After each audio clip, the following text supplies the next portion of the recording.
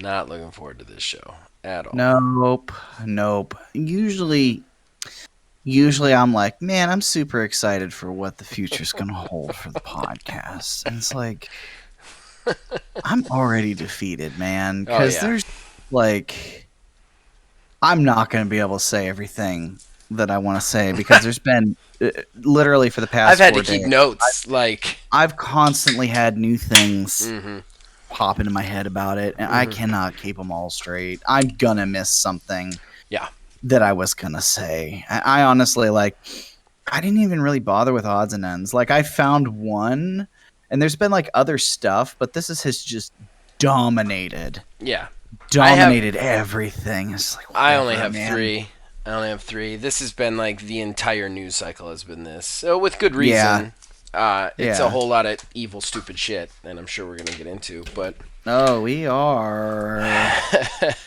We absolutely are. I'm looking forward to it. Not really. yeah, I'm not looking forward to it. I gotta say, I'm not looking forward to this show at all. I mean, I'm glad we have something to talk about, but at the same time, like, this is not the thing. This is not the thing because No, this is not the thing. I have nothing but negative things to say about this. Like nothing Yeah, but I have a negative lot things. of negative things. Like I feel like we'll end up just like briefly saying like Game Pass is gonna be great. Other than that, this fucking sucks yeah, ass. it's gonna be like one little nugget of like, okay, so here's the thing.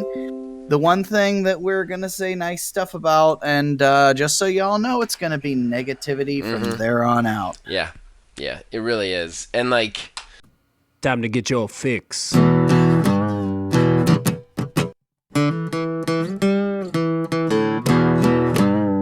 It's a horrible gaming podcast. It's not good, it's not great. Horrible gaming podcast. It's not even what you would call fair. It's really not that good.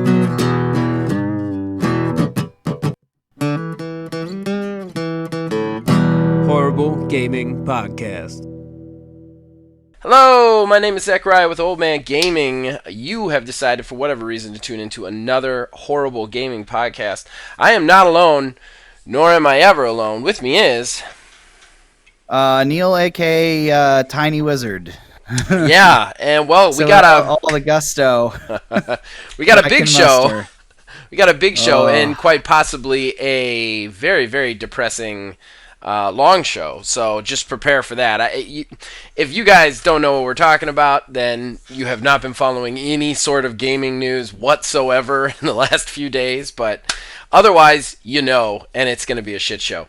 But before we get into that, we got to thank the people who helped us do this. Number one, if you're watching this on YouTube, you're noticing behind the fancy timestamps, fancy graphics. Now, quite a few of those are ripped from the internet like the dirty thief I am, but the ones that were custom made for us were made by Mr. Mark Bell. We thank him for that. The theme song for this show and all the shows here at Old Man Gaming are provided by my brother, the man who makes the music, Nick Van Sliders. We thank him for that. Horrible Gaming Podcast. All right, that brings us to our first segment and our most important segment. That is Fan-teraction. That's where we, the co-hosts, talk to you guys, the fans. We read all your comments in all the places we can find them, as long as we remember. Definitely all the YouTube comments, but you can also contact us on Discord and all the other places that we say at the plugs at the end. We got a fair amount of comments this week. So we're going to start right off the bat with Xylem 66. I'm glad they released the systems when they did. I got my hands on an Xbox Series X, and the reduction in load times makes it worth it. Don't get me wrong, I'm dying to play the next-gen game, stupid stalker delay, parentheses. Reduced load times have been enough to hold me for a couple years. Games Pass. He wrote the Games Pass. Thank you, Asylum. I mean, that's fair. You're entitled to your opinion. I still think on a business sense, from a business standpoint, they really haven't they didn't have a reason to release it when they did. Sure, load times have gotten better on games you could already play on all the systems there, but that being said, I don't really feel like that was enough reason to release new, $300 to $500 systems with nothing else to get it, especially since most people actually can't get a hold of them. Nonetheless, totally valid opinion. I thank you for sharing it with us. Neil, you got anything to add? I mean, honestly, as somebody who has been fortunate enough to be able to pick up both of these systems, I will say between the two, I use the Series X more than the PS5. I literally haven't turned my PS5 on to play anything since we've moved, and that was like in June or July, something along those lines. It was June. Because there's still nothing out for it. I mean, in 3 weeks here, Horizon Forbidden West is going to, absorb all of my time. But outside of that, I mean, I will say, yeah, the load times are nice, but I didn't necessarily buy it for the load times, for sure. I bought it for, the visual fidelity between the different versions of the games. We had an Xbox One S beforehand. So, I mean, it was a pretty big bump up in performance. So, I mean, performance-wise, yeah, I definitely would see it. But, I mean, both systems are still having this issue to where there's really not much of anything for them. Right. I mean, I think one of the reasons you're playing the Series X is because of backwards compatibility. Most likely the same reason Asylum is playing his Series X, I'm assuming. And that is nice. To have no load time on the older games is nice. I'm not going to say it's not. Do I think it's worth the price, hassle, and trouble of acquiring one? Personally, I do not. If you do, though, totally fair opinion. That's just where we are. Then continuing with Xylem 66, he says 38.02. That does not sound like a water opening. So, it was a water. It was not alcohol.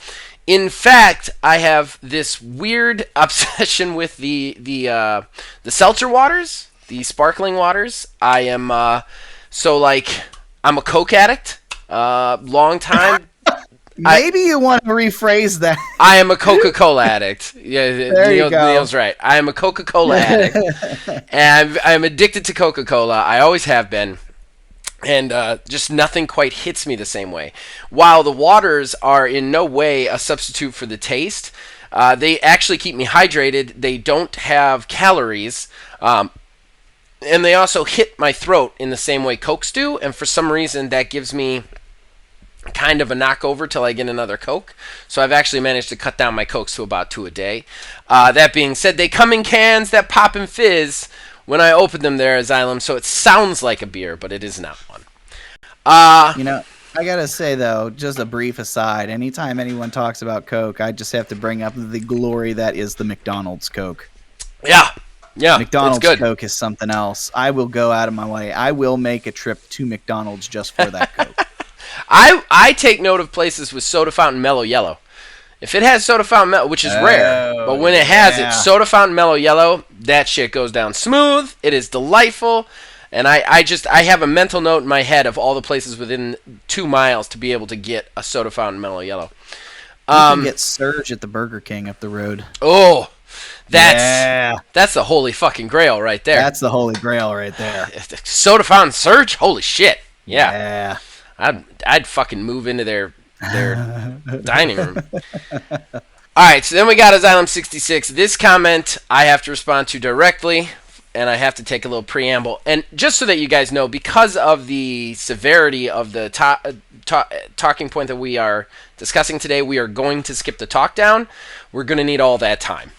But this comment, I wasn't expecting to get, and our mission statement here is transparency and honesty at all times, because that's really all we can give to you. We don't have production values. We don't have money. All we give to you is transparency and honesty. And I was not expecting you to call me out on this, Asylum, but you did, so I've got to respond. Why do I get called out for commenting? It's not like I can admit you have me chained in the basement and I get food for comments. Facts to the side, this may come as a surprise, Zach, but you might be good at this podcast thing. Doesn't hurt Tiny Wizard says some hilarious shit. I'm not going on record saying something nice, though. Okay, Asylum. I'll be completely honest with you. There was a reason I said it to you, and complete honesty is our rule here, so that's what I'm going to say. I know who you are now. And I do not remember, we have had a history together. I do not remember me ever being your favorite person in the world. That being said, you made a comment about 3 weeks ago. And the comment said that you comment for Kev. And as everybody who has been listening to us long term know, we lost not just a friend, but like a founding father to this station, in my opinion, Kev Too Tall, in November. And my thing is, Asylum, I love that you're listening. What you just said, it warms my heart. It makes me feel real good. I think you're completely wrong. I think I'm terrible at this podcast thing, but I appreciate that you enjoy it. I don't want anybody to listen to this because they feel like they have to, regardless of the situation. That's what I was trying to say without saying it, and now I just have to say it, so I'm just going to say it. I really want you to listen, and I love your comments. I've loved talking to you about them. If you, at any point in time, don't feel like this is fun or enjoyable experience, man, our show is like an hour and a half long, sometimes almost 2. Don't waste the time on us, is what I'm saying. Is this coming across right, Neil, or am I sounding like an asshole? I don't know. I mean, I would say he says somebody who doesn't know who this guy is. I mean, it sounds like he actually enjoys it, and it does. You know, it may does. be a surprise to you, but I mean, people actually enjoy this, and I mean, I think you did a good job. And I know I couldn't host this because I'm an unorganized bag of rabid squirrels whenever I try to lead conversation. I just think, you're definitely not the one that sounds rabid on most days, man. No, like I'm saying, like if I have to like be in charge of a conversation, like I can maybe start it off, but like if I'm dominating the conversation, or like if I was the guy, because you are primarily the driving force in this. I am here to also be a part of it. Like, no, like, yeah, it's 50-50. I'm gonna keep my self-deprecating ways, and say that I am serviceable at best at this. However, he likes it. It's what I am, and that's fine. From this is he likes it, and you are reading too much into it. And that's totally cool. That's usually what it is. That's literally usually what my life is. Like, literally, my life is me reading too much into shit. Like, I go to bed reading too much into shit. I wake up reading too much into shit. Like, that's everything. Anybody who's known me for, to be fair, anybody who's known me for any period of time knows that motherfucker thinks way too long about shit that doesn't matter. So that's probably what it was. But every once in a while, like, certain comments just get stuck in my head, and that comment got stuck in my head, and it just, I don't know. I would hate anybody to waste an hour and a half to 2 hours listening to us who didn't enjoy doing it. You know what I mean? Like, who felt like it was a chore. So I am very glad you like this, Asylum, and we have to be, I have to be honest, that's all I have to give. So that's honestly why I called you out. You have completely righted me, though. You say you enjoy this. That's cool. I appreciate your enjoyment. I don't in any way, shape, or form want to push anybody away. I just want to honestly explain why I said what I said last week. Does that make sense? Yeah. I still think you're being too hard on yourself. I think that this guy sounds like he actually enjoys it. And that's great. It's awesome. Just because he started listening for one reason doesn't mean that he's not listening for another reason now. Totally. I'm totally cool with him. I want to say this emphatically. I don't want to lose any viewers. I definitely don't want to lose you, Asylum, as a commenter and a viewer. You have supplied great comments to the show so far. That being said, I just wanted to clear that, you know what I mean? But I want to emphatically say, if you like the show, please listen to the show. Please. All right, we got to move on, but I just wanted to be honest about everything. That's all.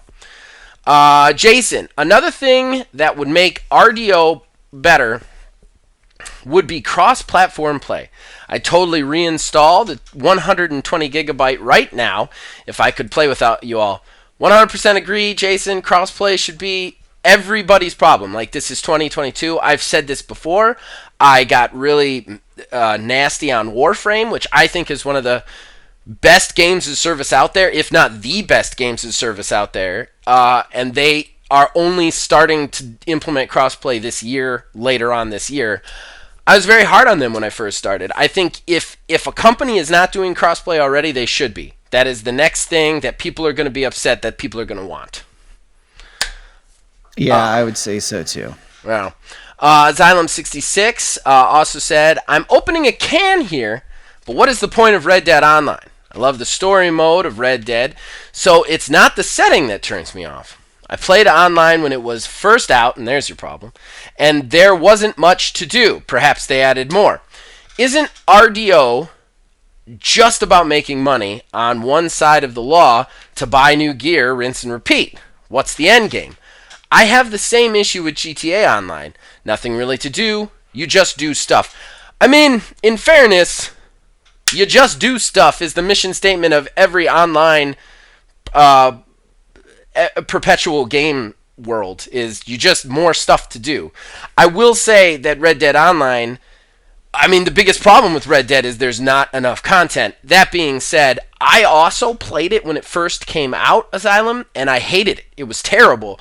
I got griefed real hard. There was nothing to do in the game. It was just awful when it first came out. And I actually sold the game, the whole Red Dead Online, and didn't play until this year when they went to the online mode just being $20. Then I started playing and getting into that. That being said, they've added roles. So like, I don't know, like you can take up the role of like a tradesman or like a bounty hunter. And yeah, you earn money to buy stuff. That's really it. I mean, but that's like every games as service, in my opinion. I don't know. I don't know what to say there. I will say there are some rich and interesting stories with each one of those roles, which is nice. Like the Moonshiner has its own like full story arc and plot that you have to get through, which is really nice that they've added stuff there. But I mean, the whole Red Dead Online revolution, that's part of the problem. There's not enough content. They don't give us as much content as GTA 5. We just want more content. That's all. All right, then we had a negative comment. Hooded Dude, you're mistaken. Jeff Ross never blamed anyone but himself for Days Gone failure. It was someone else who said that, parentheses, John Garvin, and it was taken out of context. Jeff Ross only found it weird that Tsushima sold 8 million and was a success, and Days Gone sold the same number and was deemed a failure. That said, both games are great, but have bad stories. Okay, I'm going to say this to you, Hooded Dude, because you definitely seemed upset with some of the stuff we said. First of all, welcome to the show. I hope you continue to watch. I hope you continue to comment. Second of all, I can't comment on the stories of these games. They are both exclusives, and while Days Gone is on PC, its rough launch was not something that, like, I'm not going to buy a game with a launch like that. And Ghost of Tsushima is actually not on PC. It is only on PlayStation. So I have not played these stories, so I cannot speak to these stories. I will say, I'm going to agree to disagree with you. I feel that at least the last text, I did not go back and look at the John Garvin versus him comments, so I'm not going to comment on that. You could be right. I just didn't get time this week to go back and look at it again.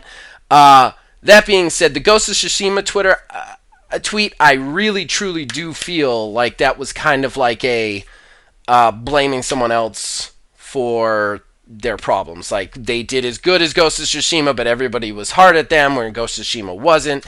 And I feel like he was trying to make himself look better, his game look better, where the metric was off, was what we were talking about. Nonetheless, thank you for your comment, and thank you for coming, listening. I hope to hear from you again, brother. What about you, Neil? Anything to respond to on that? I mean, yeah, he does have a point. There is a little bit of conflation between the two, right. Something that we may have mixed up in between them. It's highly possible. And after that comment, I did take a look and see, because, you know, like, if I get something wrong, I mean, I'm human, but I want to go take a look at some stuff. I wanted to, too. I just didn't have time. There have been updates to stories since. I have one pulled up right now from Push Square. Okay. You know, updating the original story, stating that, you know, there was conversation on Jeff Ross on what was it? David Jaffe's podcast, it seems. Okay. It looks like it's a podcast from what it just says, yesterday's interview with David Jaffe. Okay.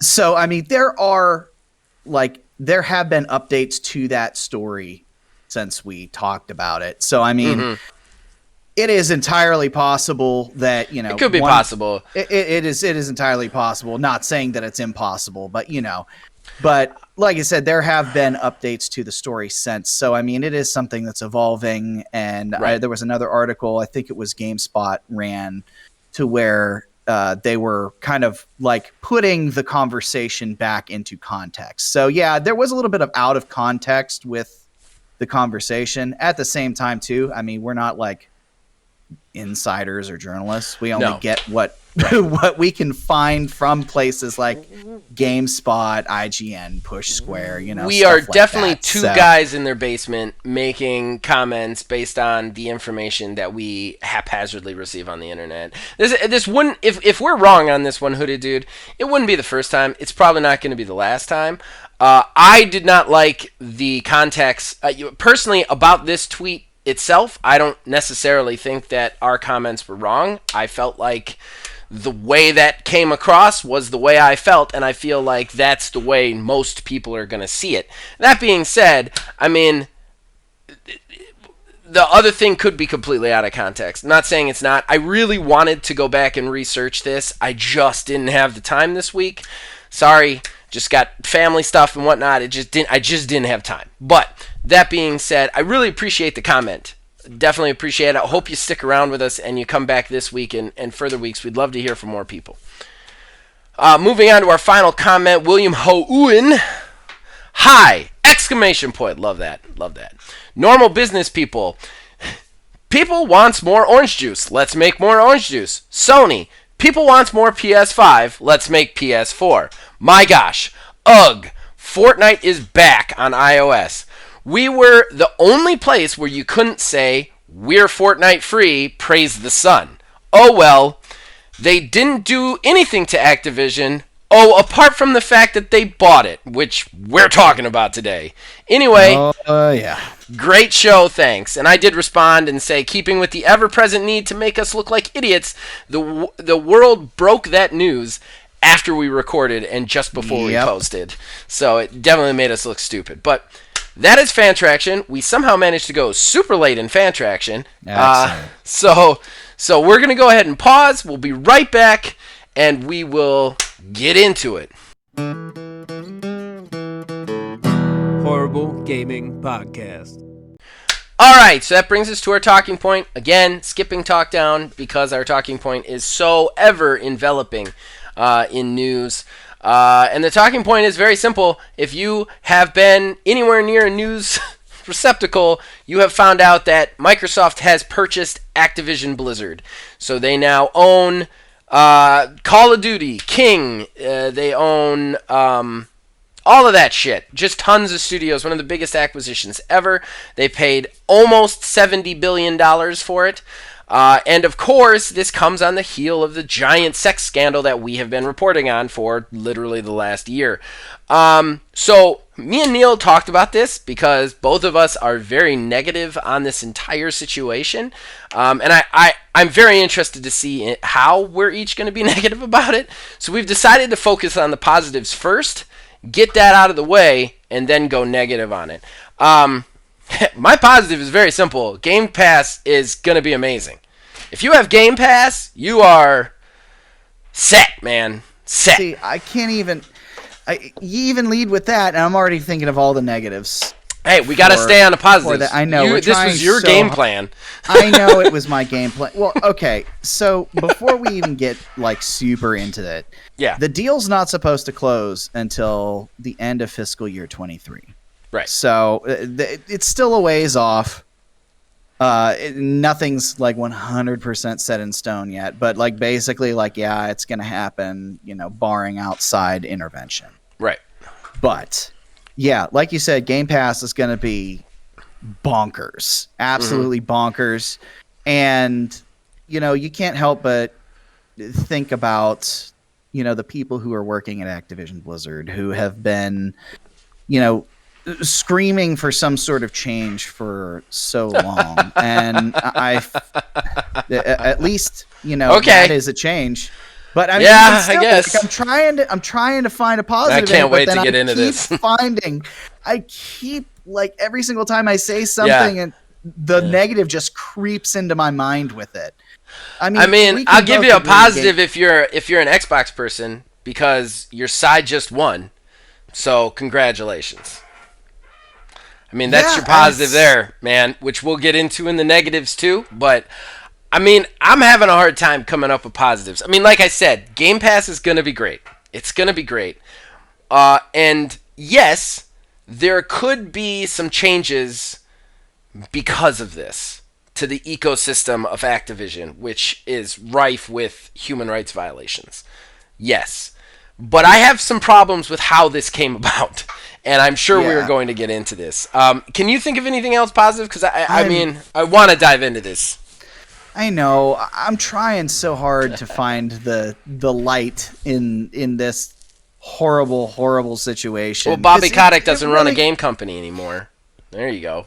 But or probably won't anyway, from what the stories have said. Yeah, there's a lot of shit. There's so much shit with this. All right, let's get into the shit. Let's just get into the shit. Get into the shit. Just right off the top, from the most recent thing that was said with Game Pass being great.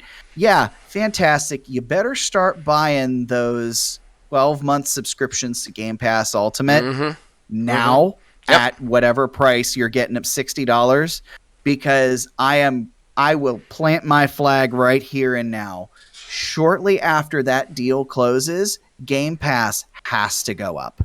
We've been talking about it needing to go up in price as it is now, but having like Call of Duty be in Game Pass, I don't know if I'd say needing. I would say it can. They can get away with it. No, at this point, I think that they absolutely need to, because I already feel like I'm stealing from Microsoft as it is. I even if I stole from Microsoft, I wouldn't feel like I'm stealing from Microsoft. Microsoft owns over 60% of the AAA game developers in the world right now. In the world. They own over 60%. So I don't feel like I'm stealing. I don't feel like you could steal from them. It's just impossible. It's just impossible. I think with this acquisition going through, there's a lot of stuff that's going to change. I mean, competition, the competition, the landscape for competition is crazy. I mean, now I almost wonder if we would be considering PlayStation as something along the lines of Nintendo, just kind of like, because Nintendo has always been its own thing. Nintendo's just been off in the corner, and PlayStation at least had like those third party games like Call of Duty and stuff that people will buy consoles just for those games, and it just comes down to what their friends have as to what it is that they want to buy so they can play with their friends. Yeah. After this, I mean, don't get me wrong, Sony still has stuff. They have very strong first party stuff, but I feel like this may be a bit of an over exaggeration, but half of what they have is getting taken away. And I know there's nothing set in stone yet as to like what the official deal is going to be, like if Call of Duty is still going to be on PlayStation or not.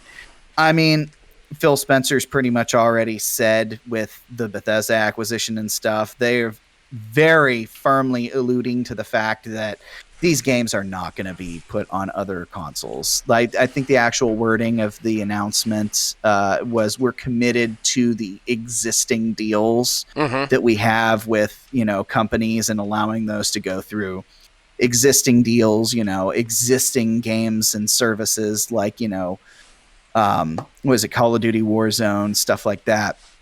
They're fine with what already exists, just like they did with Bethesda, what already exists. And we still don't know. Starfield's going to be the first time that we're really going to see something that's going to be a quote-unquote casualty from that deal that they had with Microsoft. And I think that's going to set the stage for what everybody's going to see and consider how they approach the entire situation. I am very patiently waiting for my turn here. Look, I know you got a lot to say, and I know I got a lot to say. Yeah, I'll say it now just so that like everyone can hear it.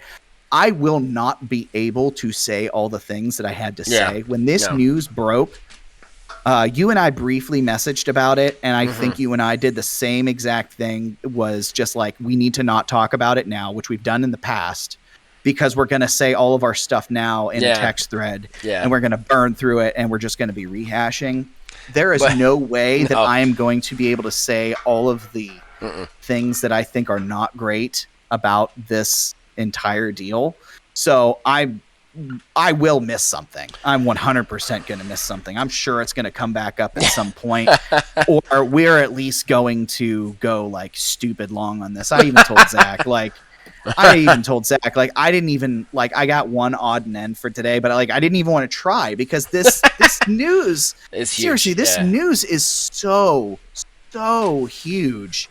It has eclipsed anything that has happened. I mean, for God's sake, CNN was running news stories about it, on the actual television. It is craziness. And it's so big. They're after this deal was announced, I don't know if you saw this, the government said that they're going to be reevaluating their evaluations of monopolistic practices and stuff. Yeah, but then they also came out and said that they don't believe that is a monopoly in any way. No, because of how they phrased that, and then here we are spinning off into something else.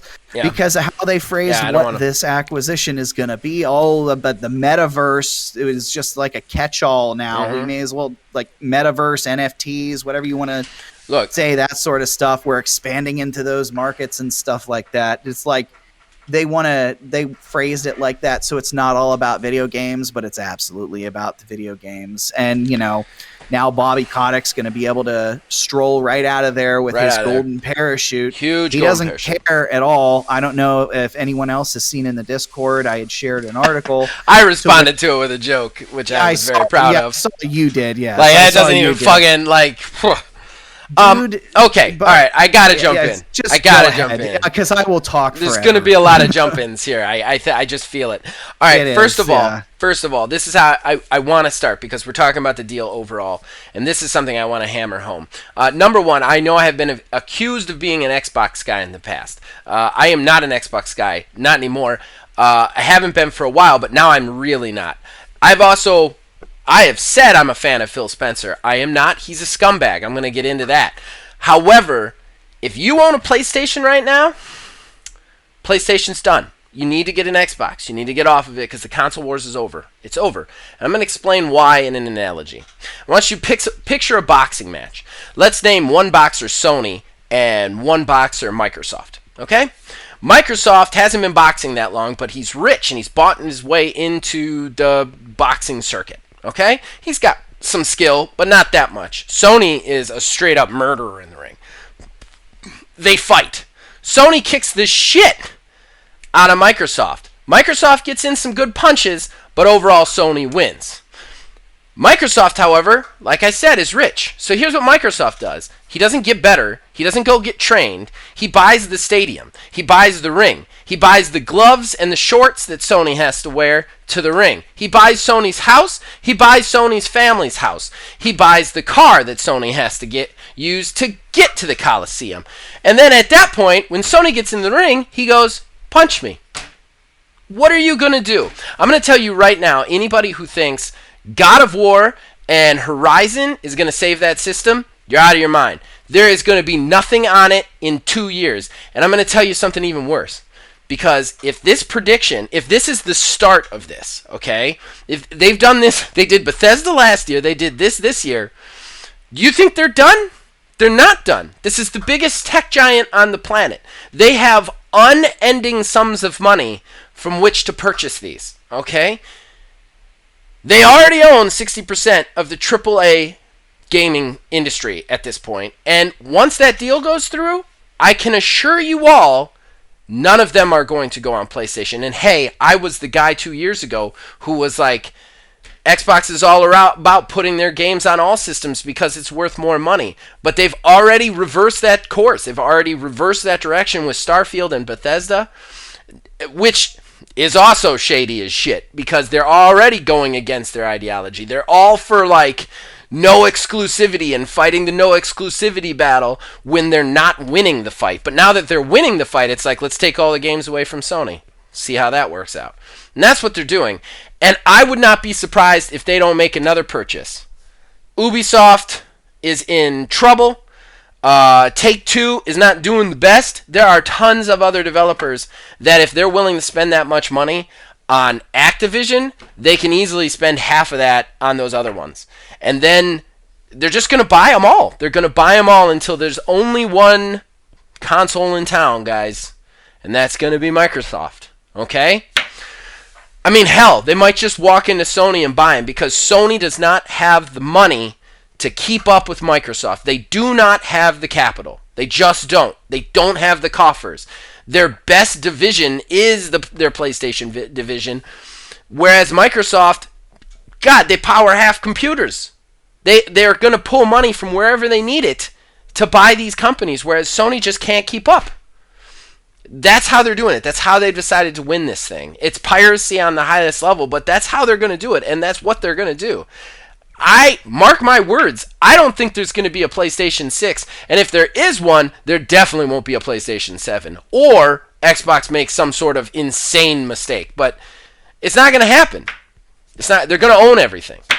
There's going to be no reason to buy a PlayStation 6, because you're going to have a handful of quality exclusives. It's not worth buying a $600 system. It's not. Unless PlayStation completely reverses what they're doing and does a Nintendo thing and finds a niche somewhere, but otherwise they're done. They're out of there. Just saying. I mean, the only thing at this point that I can see, there's one semi-realistic-ish thing that I could see happening with Microsoft. Okay. Is in them buying so many studios, in them buying, all these developers, they just have so many balls in the air at once that they may start to get sloppy. Or doesn't matter. They own all the balls. They can get as sloppy with that shit as they want. The thing is, though, I mean, we've talked about this before with recently. We talked about like Steam and Epic. Okay. All right. Epic bought its way in, this, that, and the other, but it doesn't have anything. People prefer Steam. Something like that on a larger scale could happen. Now, the reality of that is it probably won't happen. Right. And I feel like at this point, like you were talking about companies getting acquired and stuff like that, I wonder if Sony would make that move to buy Ubisoft before Microsoft does. Like if Sony goes and buys something else. But at this point, it is a matter of them playing catch up. Yeah, right. They don't have the cash. They're not making enough because they can't sell enough of their consoles. Like they don't have the cash to purchase Ubisoft, and Ubisoft already seems to be going that way, which is something I was going to mention. We're already seeing a bunch of Ubisoft Connect games make their way onto Game Pass. Rainbow Six Extraction, Rainbow Six Siege, both playable now through Xbox Game Pass. That's not going to stop there. I will put money down on the table that there are people in rooms right now talking with Ubisoft about figuring out what their number is. Well, going back to what I was saying, though, sure. Like with Sony, I believe it was said that that PlayStation is only like 1/3 of what the company pulls in as a whole. They get a lot of their money from like TVs and stuff like that. So like you said, they don't necessarily have the money up against Microsoft. But in this acquisition, apparently they used half of the capital that the company as a whole has on hand to make this purchase. Right. So, I mean, it's essentially like, taking literally all of the money that you have in your savings, but like $500 and buying something. So I don't necessarily think we're going to have any other crazy high profile things like this from Microsoft for a while, because they have to let the dust settle at some point. I mean, that's the thing though. I want you to think about, here's the thing though, just to counter that. I don't want to get too into the weeds on this because I really want to talk about some other shit about this, but just to put that in perspective, you're saying that this was half the money that they have on hand.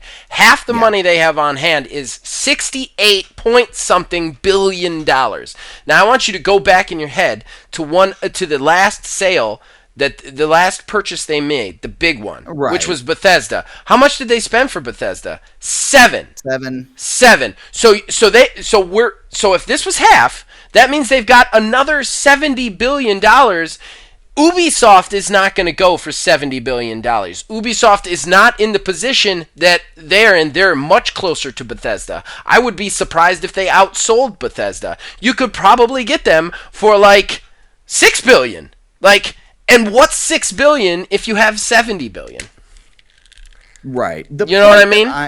The point that I was making overall with the comparisons of those, though, is it's the financial health of the company. I mean, you can buy all the things and have all the stuff, but if you don't have actual cash on hand, or at least have sold or have spent a lot of what you have, sure, half of what's left, the 70 billion, may be all of what Sony has as a whole available. I'm just spitballing, but for the purpose of this example, sure, they may have the same amount, but compared to what it is that they've had, compared to what they have to pay out to all these other companies and stuff like that, fiscally, the health of them is a little bit different. And that is why I was saying the Game Pass, especially the price of Game Pass, has to go up with this. I think it will, because they can get away with charging it. I don't necessarily think it has to. I think they're going to choose to do it.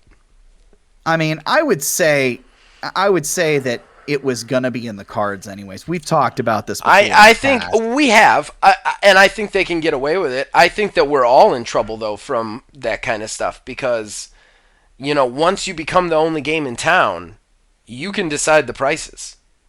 Because you're the game. That's the way it is. When they have all the companies, and you have to be on Game Pass to play those games, they can charge whatever the fuck they want. Mm-hmm. I do want to shift gears here, if you don't mind.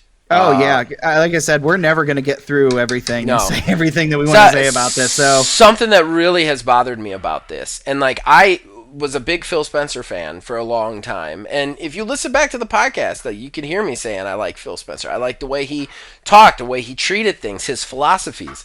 I want to say this right now: that man is a giant liar, and he's a shark in the water. I'm going to tell you why. Because he has now used sexual harassment and rape, misconduct, to buy a company. And I'm going to say right now, anybody out there who thinks that he went in there to buy this company before this whole shit started, no. What happened was he saw that and he was like, here's what we do. We buy them because we can get them for way less. And I'm going to say right now, $70 billion is a huge amount of money. I'm not saying it's not. Biggest acquisition in gaming. Activision was worth more before all this shit. Mm-hmm. And that means that Phil Spencer has decided to capitalize on human rights violations. And I bet you 100% that's why they're talking to Ubisoft right now. And that shit disgusts me. And yeah, I know that there's people out there listening who is like, what do you expect? It's a company. But it still bothers me. It bothers me on a whole. Okay? The other thing that bothers me about this is literally this guy and this company's philosophies have been something completely different than everything that they're presenting right now, which is why I no longer have faith in them to fix any problems that Activision is bringing their way. I'm going to tell you what's going to happen. They're going to walk in there, they're going to pay off everybody they need to pay off to make this shut the fuck up, and then that'll be that. That'll be that. And look, I know that the Blizzard people just filed a union. They've got a union now. That's great. I would be surprised if that survives a year or two. And the reason I'll be surprised is because he has literally taken away the enemy. There is no one left to fight. He saved that guy. He's off the board. anybody who's going to it to fight anything, like you'll be like, well, let's fight the practices. Well, it's Xbox now. Xbox is going to change it.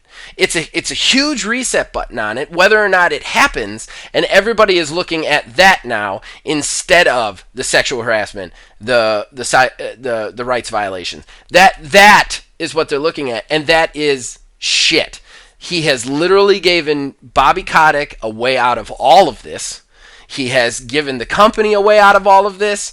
This is all going to go away. By 2023, nobody's even going to be talking about unions anymore because of this. And like I said, I've said on the thing, I'm no huge fan of unions, but I feel like this kind of situation is shitty, and that was the only correction, and now we're not even getting that. You know? Like, Phil Spencer went in there and saved Bobby Kotick. Anybody who thinks otherwise is insane. And he did it to line his own pockets, and that's even worse.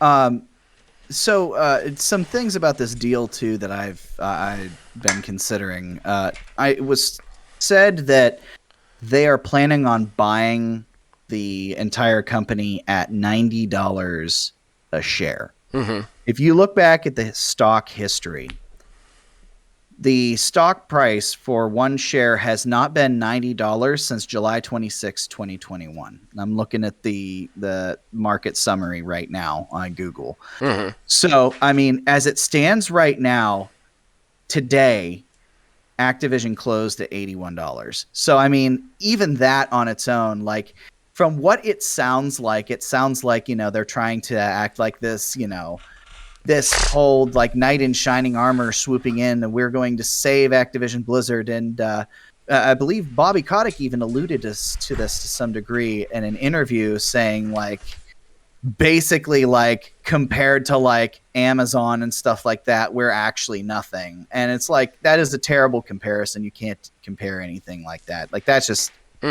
that's a disingenuous argument right there. Yeah. But I'm surprised you didn't touch on the fact that I thought I knew where you were going with this, but I mean, I've got plenty of things more to say, but yeah. Go ahead. Well, I'll just bring this part up because yeah, I'm sure you were it. going to say it then otherwise, the fact that, was it literally last week or the week before?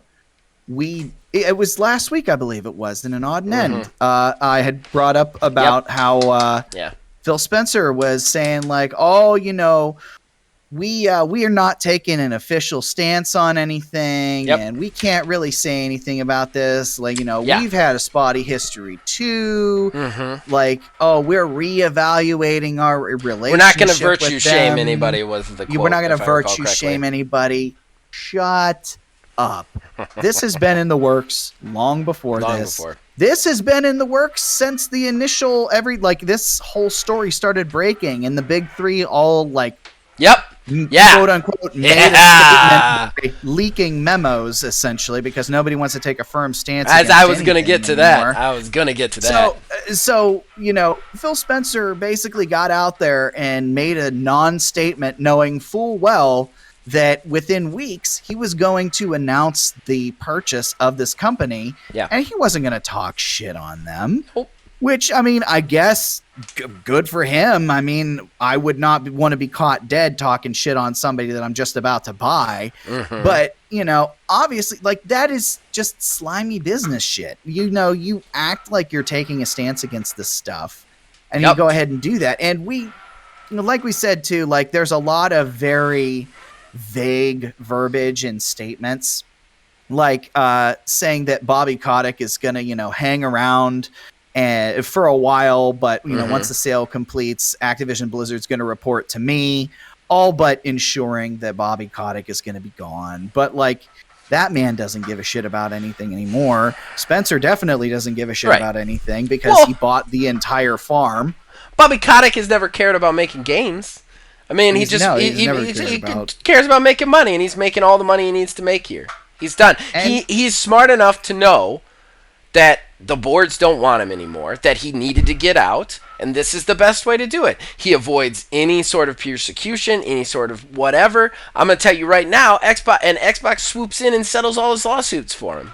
Yeah. Because those lawsuits are against the company. They're not against him. So, like, he's not going to go down for anything now. Not at all. In any way, shape, or form, he is not going to pay. Because it is now Microsoft's problem. And I agree. I think Microsoft engineered a PR thing. And I got in an argument with C-Town about it because C-Town was so happy about this. And I was like, this is bullshit PR. And it's bullshit PR. It was 100% bullshit PR, definitely from Xbox. I don't know about Nintendo or Sony, but from Xbox, it was 100% bullshit PR because there's no way this deal was not being talked about already. None Absolutely. whatsoever. Phil Spencer's a shark. He smelled blood in the waters. He didn't care how that blood got there, and he went after it. It's that simple. And he knows well enough now. I mean, like, it's done, man. It's done. Like, he owns everything now. And that's one of the things that really bothers me about the whole situation is just the flip-flop on everything. Everything. Like, Xbox has slowly flip-flopped on every one of their policies, every one of their things that they've presented, every one of their, I guess, philosophies, all of them over the course of the last 5 years. We're going to be past gen systems. Well, we're done with the past gen. We're going to be play anywhere. Well, now we're making exclusives. Like, just one after another, they have just flip-flopped into the bully. And I don't know. I think the company's shameful. This is shameful. I almost hate them more than Activision. Activision did the shit. They did the terrible shit, but these are the people who are saving them. Saving them. Yeah, I cannot fathom.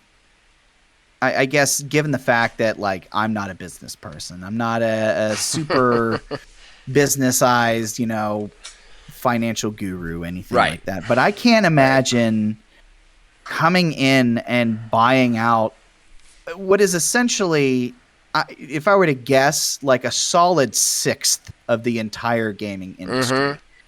Yeah, easily. By buying one single parent company. Yeah. I mean, I'm looking right here. Like, there's an ad because I'm just Googling just this to see if anything else is broken about this. Because, like we've said, it's dominated the news. Mm-hmm. 3 days ago 3 days ago as of time of recording. So, I mean, today's the 23rd. So 3 days ago, Call of Duty will stay on PlayStation console after Activision deal Xbox boss promises. But at the same time, it's still like we're committed to, honoring existing agreements, and we're not going to take anything away from anybody. Right. And Sony is super important to our industry. I mean, if that's the case, if you really felt like that, why did you buy Activision Blizzard?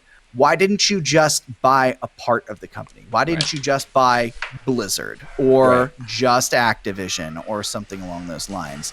And especially, like we've talked about before, that, at least back a year ago this time when we were talking about these acquisitions and how the smart thing financially would be to, hey, put these games on PlayStation and, take a cut of the money, especially now, something like Call of Duty.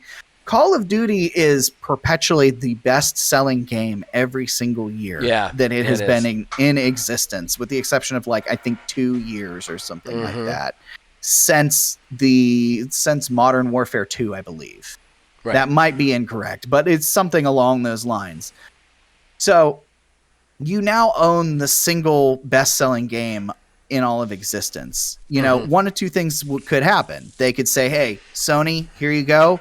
We want like a 20% cut of all the sales, and we're good on that. Or they turn around and put every single Call of Duty that comes out in Game Pass day and date. And at that point, I feel like that kind of trashes the legacy for those developers, for, Raven, Sledgehammer, all of them, Infinity Ward, who have all worked on these Call of Duty games, because from that moment on, Call of Duty is probably not going to be the best-selling game anymore if it's available in Game Pass. Yeah. Because people aren't going to buy it. because they're going to have it in Game Pass. Yeah, they're not. Especially if it's Xbox exclusive, the attach rate of Game Pass is insanity, and it's only going up, and it's going to go up even more with this deal. So, I mean, we're now starting to get into like the minutia of things. You know, we're talking about, you know, the smaller ripple effects of this, but at the same time, like, you're going to get ripples when you throw a big ass stone in the water like this. Yeah. And it's just going to keep going out further and further and further. Yeah. I don't think Sony is going away. I don't think. I honestly don't think. Okay. I don't think PlayStation. I'll bet money. I'll bet a pizza bet in. I was about to say, you want. There's never gonna be. There's never gonna be a PS6. Never gonna be a PS6. I mean, we're gonna have to record this because it's gonna be like, well, at the rate that they're trying to turn over new consoles, we'll probably only have to wait like 4 years. Yeah, that's right. Well, there won't be. We'll remember this pizza bet. There's not gonna be a PS6. Now, nobody's gonna buy a PS6 for Horizon and God of War. It's not gonna happen, man. And honestly, by the time that Xbox is done buying all this shit up, they'll probably just purchase their fucking exclusives. Like, fuck. I mean, at this point, I'd be like talking to Gorilla. I'd be like, "Hey, you want to just have us buy it and come over to us?" Like, I mean, there's gonna be a point where there's nothing on PlayStation. There's nothing. Why would you buy a system where there's no games? They don't have anything. They don't have anything big enough like Nintendo did to like with Mario and Zelda to keep them alive through the droughts. They don't have anything like that. God of War isn't that. Neither is Horizon. As good as they are, they're not that. They're never going to be that. Like, and that is, you bring that up too, and that kind of alludes to something I was talking about earlier too. Is Nintendo can go off and do its own thing because it never tried to compete. Never. And I think the only time they really tried to compete was like in the early days up to the GameCube. Yep. Once the Wii came out, that was it. They were done. They were off doing their own thing. So that's been since 2001-ish, something along. Well, that was the GameCube. So let's say the Wii was somewhere around like 2005, maybe 2005, 2006. I could be totally wrong on that, but that's somewhere about what we're looking at. So at that point, we're like 16, 17 years removed from that. Mm-hmm. So it's established now that Nintendo does its own thing. Yep. But when we've had something that we literally just called like the console wars, it has exclusively really only featured Microsoft and Sony. And it is done. Okay? Because PlayStation needs to look at this and go, we've lost that. We need to figure out a way to survive. I have heard talk of, on one of the other gaming podcasts, say, oh, well, how about they just make their own competition to Call of Duty? You can't do that. Nope. At this point. The only thing that's come close is Battlefield. And even Battlefield is a joke, right? It's essentially been a joke. It used to be kind of a competitor back in the day, but it hasn't had that cultural zeitgeist like Call of Duty has. Well, and everything Call of Duty touches, it wins at, too. Because you remember Call of Duty only recently became a battle royale. Like, it wasn't a battle royale for a long time. And then it was like, hey, we're going to do battle royales now, 2 years ago? And now they're the king of fucking battle royales. So, like it's not like you could just make a Call of Duty game and call it a day. Now, here's some craziness. Let me bounce something off you I just thought of. All right, sure. Why not? So, what if Sony outright buys Epic in its entirety? Doesn't have the money. Now, if they were able to make that purchase, though, in a fantasy land. In Fantasyland, Fantasyland. If they do, and I'm wrong, which is possible. Because let's be real, like, we kind of thought this was Fantasyland until it happened. But. Yeah. I mean, I thought Bethesda was Fantasyland until it happened. That kind of opened the floodgates. Bethesda was Fantasyland until this happened. Yeah, Bethesda was like, holy shit, okay, well, what's Microsoft going to do next? Oh, it's just going to buy everything else. And this cements their strategy. Like, that's how they're doing it. We don't have to have better games. We're going to have all the games. Here's how they kneecap Microsoft. Okay. They buy Epic in its entirety. All right. So they have, the Epic Game Store, fine, whatever. We've already talked about that. But they also have Unreal Engine. Okay. Unreal Engine is used for all game making, basically. That's an interesting idea. That's an interesting idea. If they were to buy Epic, they could definitely kneecap Microsoft and say, okay, fine, go ahead and buy everything. You better build your own engines, which, sure, Microsoft would be able to do, and it would cripple them for a while. Now I think they'd be able to dig out of it for absolute 100% certain. But I don't think there is a chance in hell. Just saying, I don't think there's a chance in hell that Epic, who does have Unreal 5, is going to sell to one place and make it exclusive. It just isn't. And you're right, that would kneecap Microsoft. But if Epic thinks that their best move is to sign on with Sony, which is obviously losing at this point, and give them the only exclusive to their engine, because I will assure you Microsoft will make an engine. They will make an engine, and that will be that. They will make a competitor to Unreal. It'll take them maybe a year or two, and that might hurt them a little bit, but overall, they'll make an engine, it'll work, and everybody else will just start moving to that. That's how they work. Like, they just buy it, and then they just win. Like, the problem is there's nothing really Sony can do, because Sony needs more money than Microsoft, or at least comparable money, because that's the war. Those are the rules of this fight. They weren't the rules before. Before, it was about exclusives, and it was about sign-on rates and stuff like that. But that part of this, just like real modern warfare came out of trench warfare and turned into something different, this has turned into something different. And it does it with this. Microsoft is not fighting a battle of quality anymore. They just aren't. They're like, hey, we have all of the money. That's what we will use. It does not matter if our games are good. It just doesn't. Because at some point, we're going to have all the games. You're not going to be able to play video games without paying Microsoft. That is their goal. That is 100% their goal.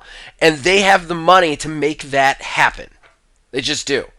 And Sony does not, especially since the parent company, Sony, is very unwilling to supplement any money. Like, Sony is a self-serving company. The Sony PlayStation is a self-sufficient company. Like, they run on the money they make. That's how they always have been.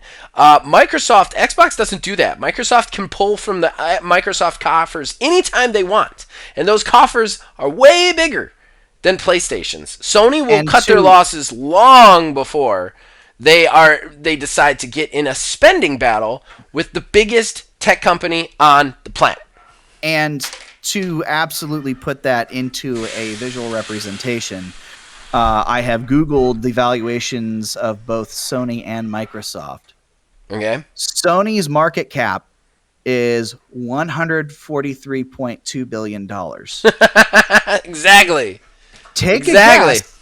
Take a wild guess at what Microsoft's is. I'm going to say somewhere around $1.2 trillion. $2.22 trillion. Yeah. So, I mean, there is definitely a disparity between the two. Yeah. For sure. The difference is an ant versus a human being. Like, that's the difference in size there. Like, there is nothing PlayStation can do. Nothing. Other than find a way to get into a niche as fast as humanly possible. And unfortunately, I think PlayStation has put in place their idea. They're much better at sticking to their ideologies. The problem is their ideologies are way outdated and have been for some time. They don't even have a valid Game Pass competitor or even one in the works. Like, well, I mean, there's rumors that they have one in the works, but at this point, though, but what's that going to do? Yeah. Yes, and that remains to be seen. We already didn't know what they were going to do because of how they've treated things in the past. Yeah. And now, given the fact that they don't have much to pull from, outside, they have a strong first party. That is one thing Sony is undeniable that they have a very strong first party, second only to Nintendo.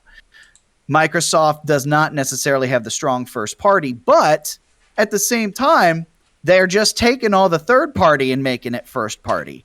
So, I mean, there's something to be said on that front. I mean, it's it's really hard to just break down every single aspect of this entire deal and what it means moving forward. Yeah. You've said it before, and especially with this now, the best thing that Microsoft could possibly do, and the best thing for Sony, say, hey, look, we'll take 20% of your Call of Duty sales and whatever else. We'll put like Diablo 4, whatever you want, Overwatch 2 on the PS5. Take 20% of that, and we'll call it a day. Mm-hmm. That's the best thing for everyone involved. And at that point, we can continue with competition. But competition is dying. Yeah. With this, there's no way around that. Yeah, there's still some stuff that Sony has, I'm sure, that Microsoft wants. Well, and there's still some third-party people, especially after this deal. I will bet you if Ubisoft is being courted, I'll bet you the amount that they want has definitely gone up at this point. If maybe there's already some sort of deal in the works. The problem is... Because, Big Daddy Microsoft... Philly Willy boy over here rolling around with fat stacks in his pocket, just throwing money at everything. That's you the see thing, somebody's going to buy something for so much. It's just how markets work. That's every scalper in the world right now. Everybody knows how the scalpers have been treated. Right. Console. But Ubisoft isn't worth that. That's the thing. Nobody's asking for Ubisoft. Too. Especially after seeing Activision Blizzard go for nearly $70 billion. It's craziness, and it's hard to just span the entire reach of this. It really is. And like I've said too, like I'm sure I forgot stuff. I'm sure I'm going to bring stuff up, and I cannot wait to see what people comment about this, because I'm sure it's going to be something that people have been it's on everybody's mind. I do want to say though, and I had accidentally muted myself while you were saying this, but the fact the thing is, though, is with the scalpers and the thing, everybody wants the thing. Not everybody wants Ubisoft. And the problem is that for Ubisoft to raise their price, they can only raise their price to what PlayStation isn't willing to pay. Like, that's it. Because PlayStation only has so much. You've got that, and that's the power of this. That's the power of this, is we're not talking about scalpers here, because scalpers have a market of millions of people trying to get consoles they can't get. So everybody wants them, so they could drive that price up. Ubisoft has two people, and one of them has all the money and the other one doesn't. So Ubisoft has to come to a price that's like, well, because Microsoft knows, like, if you want to sell for the highest value, you have to sell to us, because we can spend more on you, and we know exactly how much Sony's willing to pay, so here's what we're willing to pay you, and that's that. So they can't, I'm sure the price went up via negotiations, but it can still only go as high as Sony is willing to pay, and Sony's not willing to pay anything. Like, their acquisitions have been small in scope compared to Microsoft. Yeah, and, when you think more on like this deal as a whole too, and how much they're spending, that's $70 billion. They need to make sure they're getting a return on that investment. So as much as it would be great for us to have, Call of Duty and everything else go multi-platform still, it's just under the Microsoft banner. They're going to want to get their $70 billion worth. So if they can get that back in Game Pass subscription, let's say kick the price up $5 a month for everybody, and they're already going to be getting more subscribers from this anyways. I mean, I don't know what type of numbers Game Pass pulls, but 3 years they could, make that money back. Yep. Between everything else. That's how they're doing it. They're gonna make all this money back, or at least a good portion of it back, and then they're gonna go out and buy another company next year. Or they're already in the works to close one for next year. Like, I don't know. We got to move on. We got to get into odds. I was going to say, I was getting to the point. It's like, can I just not be sad anymore? Because I don't want to be sad anymore. Zach and I were talking a little bit about this. Like, I've simultaneously been like chomping at the bit to talk about this, but at the same time, I've been not looking forward to this conversation, because it's one of those ones where, there's like one positive out of all of it. But it is not. It's one positive. It's a tiny light in a dark, gaping anus of a chasm. Right. The fact is that this kind of thing is not good for gamers. Like, no matter who you are, because if you're a PlayStation gamer, you're losing access to games that you want to play, and that's not right. And if you are an Xbox gamer, you are going to end up paying more for this because they're becoming the only place you can go to play games. So they're going to know that they can charge you more. Like, it's just that simple. So you have this, like, terrible, like, it's not good to not have competition, and PlayStation ceased to be a competition the minute this was announced. I'm sorry, it did. And, like, sure, you can make any point you want at me, but unless Microsoft really fucks up, like, I mean, goes to Vegas and loses it all, like, they've won. They have all the companies, and they have enough money to buy all the companies, and if this is their strategy, then it's over. Sony does not have the money to compare to this. So, like, if Xbox wants to just go through and buy all the companies, the only thing they have to worry about is monopoly laws. And let's face it, laws can be circumvented with, you guessed it, money. I mean, we live in a capitalist society. If you have money, you get to do stuff, period. And they have all the money, so they're going to get to do whatever the fuck they want. So anybody thinking that the government's going to step in, I would like to point out all of the things that have been done so far for Activision. Zero things.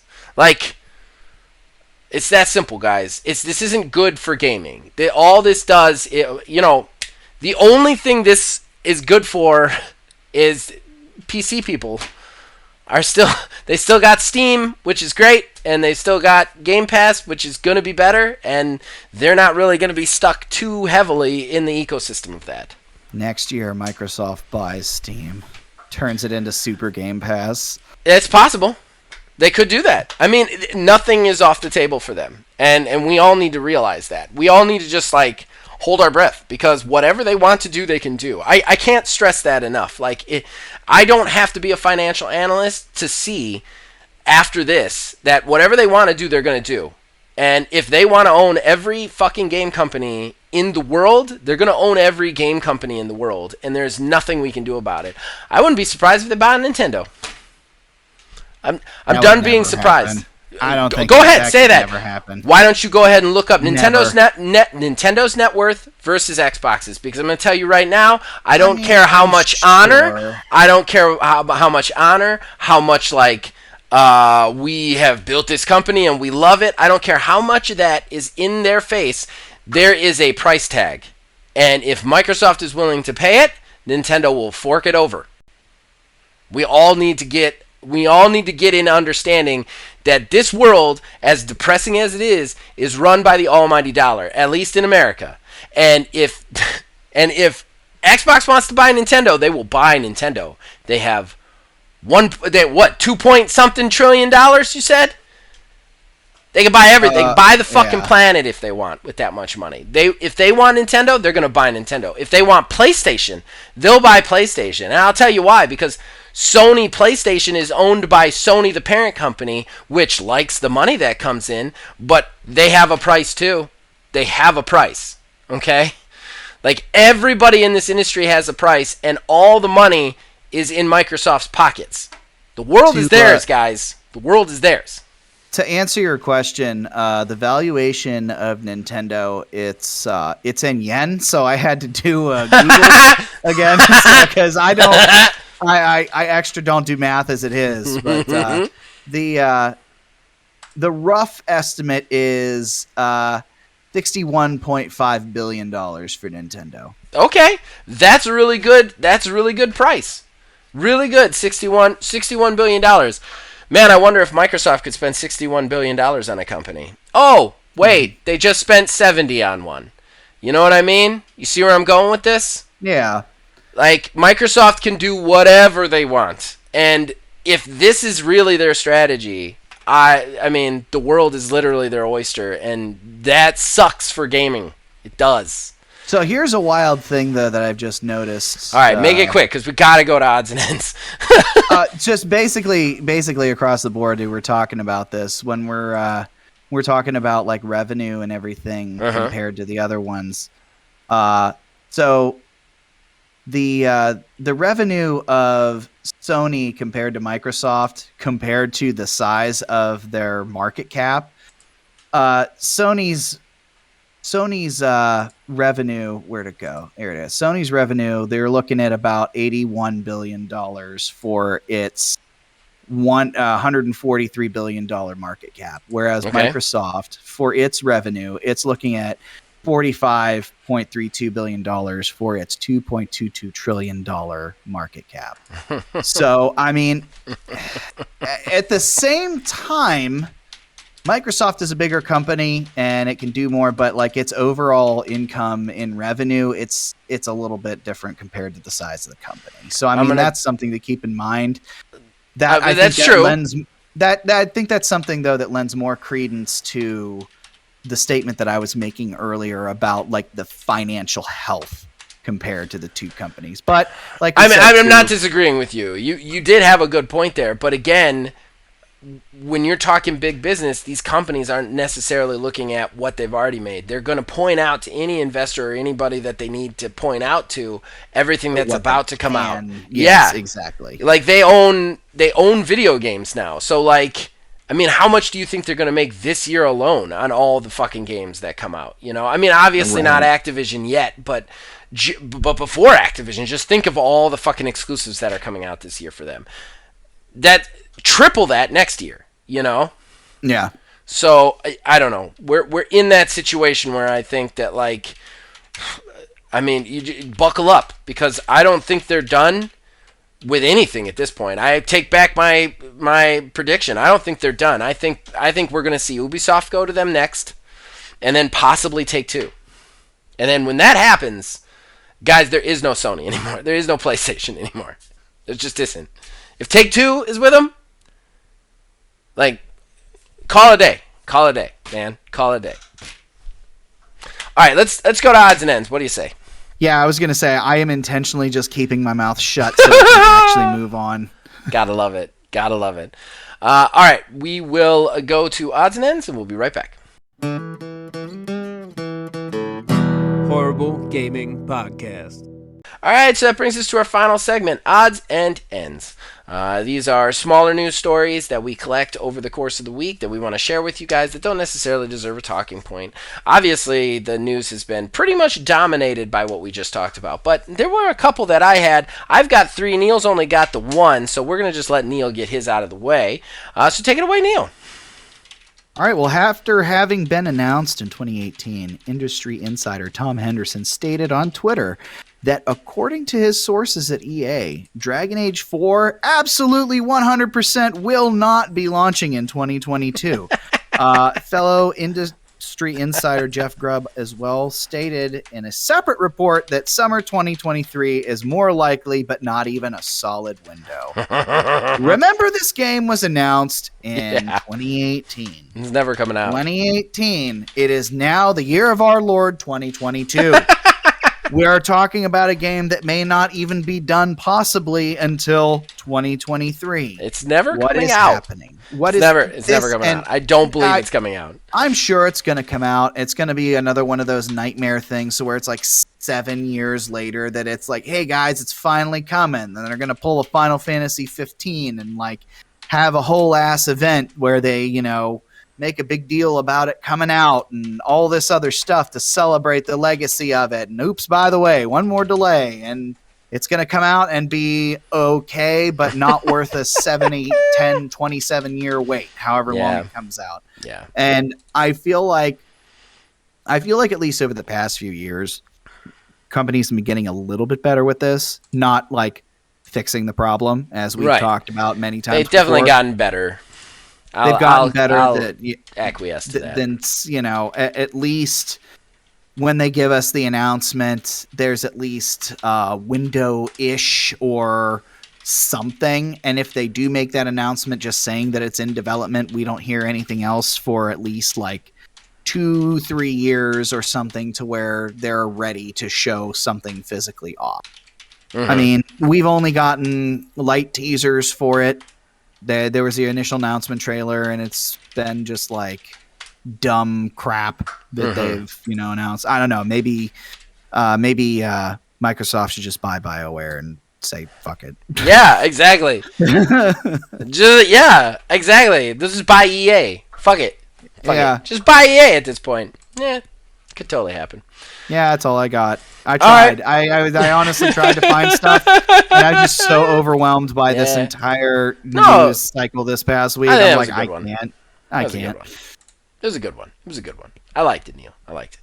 All right, so my first one is a super interesting one, and I haven't actually finished watching the video, which I really want to watch. It's up on IGN right now, and it's one of those IGN investigates. It's about like 20 to 30 minutes, and it's a crazy story where Kalishnikov, and if you don't know, because you're not a gun person, which I totally understand, not everybody's gun people, but Kalishnikov is the company in Russia, the biggest gun company in Russia. They make the AK-47, like, because AK stands for like Alexander Kalishnikov 47. Like, that's where that company comes from. They are the Kalishnikovs are like Russians' biggest firearm developers. It would be like our Smith & Wesson. Like, that's what they are.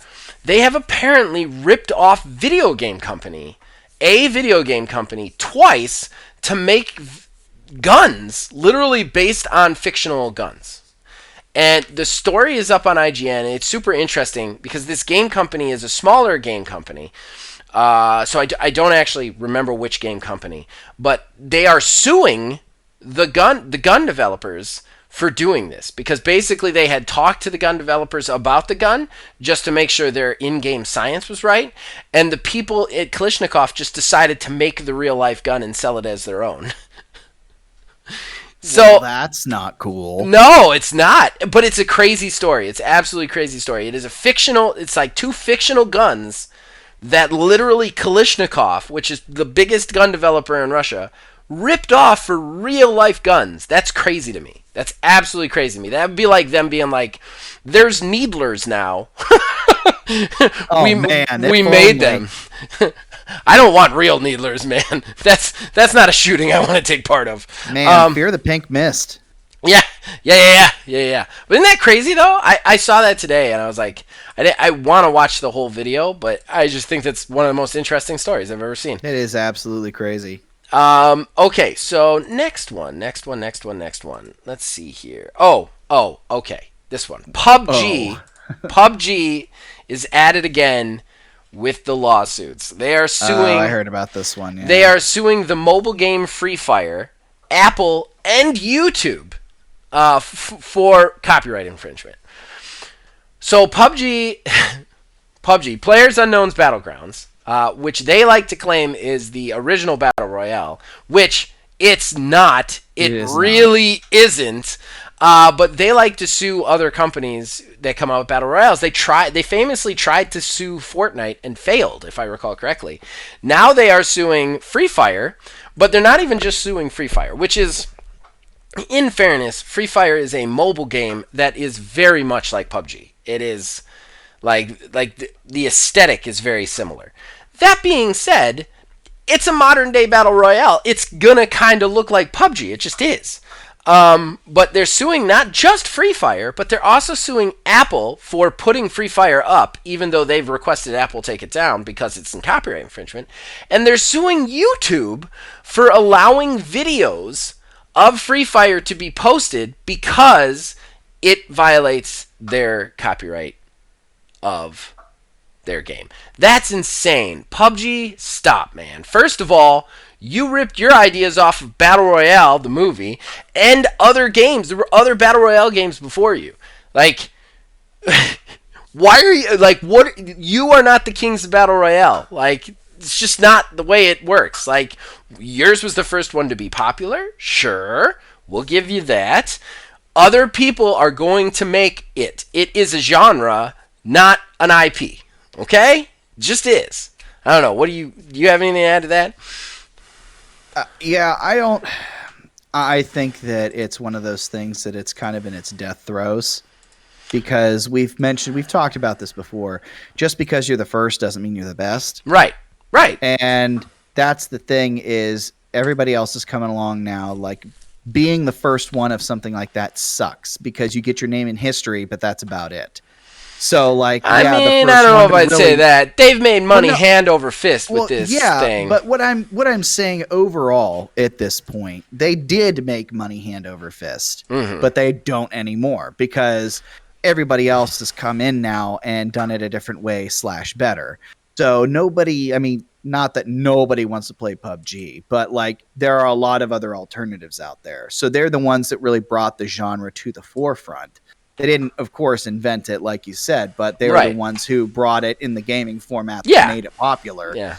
And now everybody else is doing it. So now, you know, nobody's really paying attention to them. And I think it's to the point that, you know, revenue's slowing down. They're not able to keep up with stuff, you know. And it's just one of those things that they're trying to do everything that they can to keep their head above water. And I think eventually at some point within maybe the next year or two, they'll just completely go under and it just be a thing that's not a thing anymore. They should have just started working on a PUBG 2. You know what I mean? Yeah. And like modernized PUBG, I think that's what they should have done. They should have doubled back and been like, all right, we're going to stop regularly updating PUBG and we're going to move to something new, something fresher.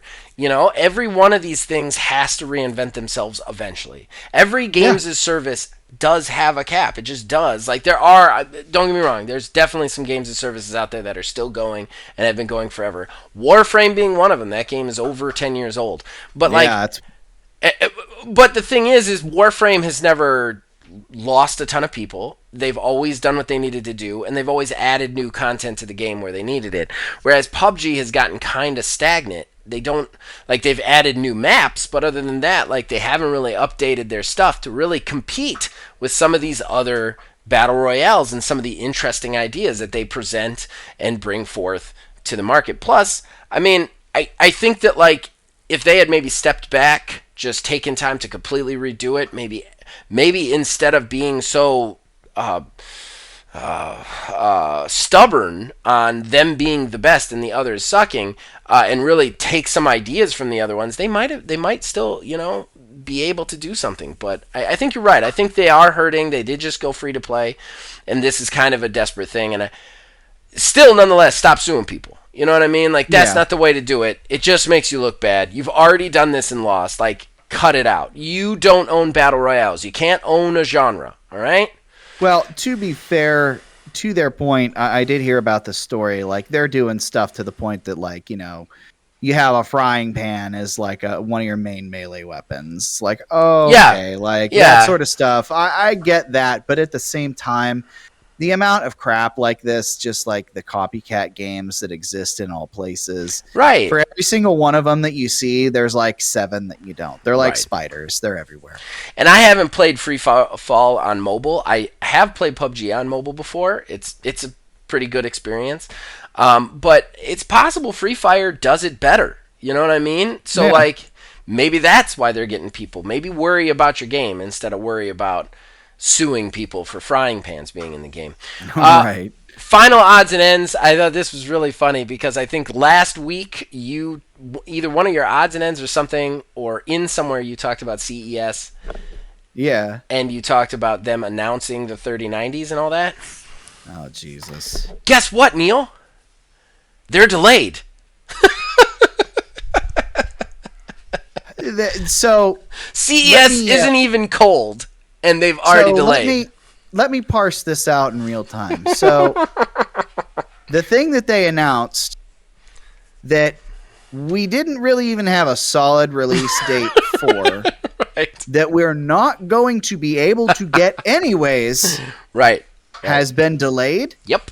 Yes, sir. Wow. That is correct. I never. Oh, my goodness. Well, how far behind is it, too, if you didn't even really have a release date and you're already saying it's delayed? Like, is it just an idea in somebody's mind? Like, what's happening there? But yeah, they are already woke delayed. Up in a cold sweat the night before. Oh, fuck. Oh, shit. We got to announce them. We got to announce the new cards. And just like, that's it. That's the first time anyone, even like they had a dream. Anyone outside of that one single individual has heard anything at all about this thing. Like, at this point, just shut the fuck up, man. Yeah. Like, everybody. Just shut the fuck up. We know you can't get consoles, you can't get graphics cards. It's still hard for people to get cars and refrigerators because this chip shortage is still going crazy. If it has a chip in it, don't talk about it. If it's a bag of Lay's, don't talk about it. Right. It's a chip shortage. You just you say chip. I don't care what you're talking about. Computer chip, chocolate chip, Chippendale, chip chopped ham. I don't care. Don't say chip. Because everybody's going to get mad at you. Everybody's going to get mad. Why are we even doing CES? It's a trigger word at this point. Yeah, why did we even do CES? Like, what was the point? Why did we even do CES? Yeah, it's fucking Half stupid. of the shit's just concept anyway. Did you see the tri-fold Samsung phone? Yeah, I did. Yeah. You're never going to see that. You're never going to see that. I work in a different industry now, and I work with those sort of folding devices. Let me tell you, they're not the greatest. All right, well, that was my last odds and ends. So you want to go to plugs, wrap this thing up? Motherfuckers. Yeah, let's get out of here. Oh, I like this. Now, I'm usually the one ranting like that. That was some good stuff. That was some good role reversal right there. All right, let's go to plugs and wrap this sucker up. All right. Horrible Gaming Podcast. All right, so that brings us to the end of the show and the shameless self-promotion that comes with it. Neil, you start us off, buddy.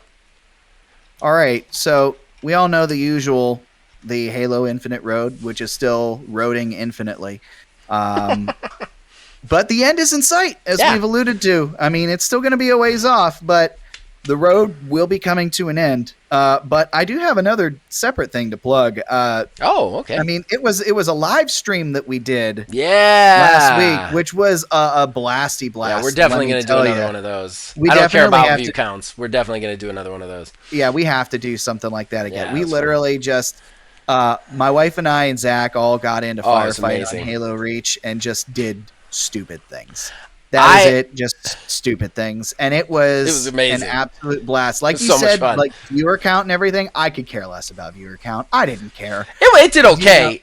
We've had crazy streams lately. Like, our streams have been... I've seen, 50s and 60s, and it didn't do that, but it did fine. It definitely did enough to warrant another one. Can I tell you a little secret about that? Since we're a little bit more ahead of time than I thought. I got yelled at for that stream. What? Yeah, because I was too fucking loud. I've never had that problem. No. I have never been too loud while playing games. Never. And I get loud, but I'm very conscious of it, and I'm very like, okay, my kid's asleep, my wife's asleep. Yeah, apparently my kid got up twice because of my loudness, and Melissa actually texted me halfway through the stream, which, if you'll notice, if you're watching very closely to that stream, you'll notice when I suddenly get a lot quieter. It's because I got a very angry text like, hey, please stop yelling. You have woken up your daughter twice. Please stop. That's how much fun that was. So we're definitely going to do that again. I truly enjoyed that. Please, anybody out there, go back and check it out. I think we played for about 2 hours. And I don't know what it is about you, me, and Kayla playing Firefight, but it is the perfect level of comedy. There is just Kayla's flailing around and screaming, which is great. You're like trying to hold it all together. I'm being a psychopath with a sniper rifle. It is, I don't know. There was just, that stream was magical, in my opinion. Yeah, it was absolutely a fantastic time. And like you said, we got to do it again. And I'm sure Kayla would absolutely be down for that. Yeah, definitely. And people seem to love our streams, man. Our streams have been off the chart on YouTube lately. Like, and the one that's really crazy for me is I switched to Skyrim for my lunch stream. And like, I didn't think I was going to get anything because that game's so old. I was just doing it to break it up because I had done 6 straight games of State of Decay 2. And I was like, I want to change it up.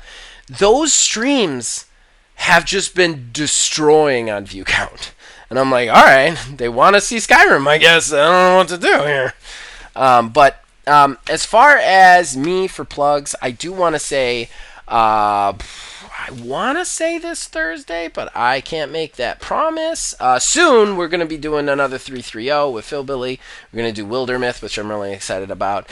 And we're counting down right now. We don't have the exact date, but one of these Sundays, and I hope, Neil, if you're not working, you will be able to be present for this stream. But we are going to stream the 100th episode of Prelude to Divorce, myself and my wife. We're actually going to stream it. We're going to play the Game of Life 2. It's going to be a lot of fun. Anybody out there who has the Game of Life 2, like a sequel to the board game? Yeah, it's a video game, and it's amazing, man. Yeah, it's got like enhanced rules, and it's a lot of fun. I really like it. The last 2 episodes and the episode coming out, we did the Game of Life 2, and it was her favorite board game as a kid, and we just decided this would be perfect to stream because it's a board game, so we'll be able to talk to people and stuff like that. And anybody out there, I think it's like anywhere between $5 and $15. I can't remember how much, but if you own the Game of Life 2 on Steam, we will play the Game of Life 2 with you on stream. Just saying. So if you want to get involved, we'd love that too. We would love to get involved with you guys. But we're probably going to be playing that, and it's going to be a stream. It's going to be at the normal Sunday time. It'll be probably a little bit later in the day. They usually go up at 8 a.m. Probably be around noon or 1 that we do the stream itself. But yeah, we're going to stream it, myself and my wife, and I am absolutely excited. It will be my wife's first stream of anything ever anywhere. So please keep an eye out for that when it schedules. Other than that, guys, you can check out everything we have to offer. We got the Halo Infinite Roads. We've got some other Let's Plays. We've got the reviews that go up regularly. I review Paparazzi as requested by Kayla. It was an interesting review. That goes up. That's already gone up if you're listening to this. And then, of course, OMGW is wrapping up. We're about to hit Immortality, our big 4-night finale. So, all right. Other than that, guys, you can tell us if we're wrong or we're right in the comments below. You can also contact us on Facebook at OldManGamingDH, on Twitter at OldManGaming9. You can join our Discord. Link is in the description below. You can influence us in all of our shows from there. As usual, everybody, as long as you keep watching and listening, we'll keep making them. See you guys next time. I don't know what it is. Yeah. I'm just drained overall. And then, like, after all that crap, too, I heat up my food. Get out of the shower, heat up my food. I get a nice big bowl of chicken noodle soup. Homemade chicken noodle soup. Yeah. And the dog was near my feet, and I noticed he had a big old clump of fur on his back. So I just leaned over with my bowl of soup and pulled the clump off, and he reared his head up. It shot. It launched. Chicken noodle soup everywhere, all over me. I literally just had to clean it up and get back in the shower. I'm just like, I just want to not, man. I just want to not with everything today. It's always we can always count on good pet hijinks with you. Oh yeah.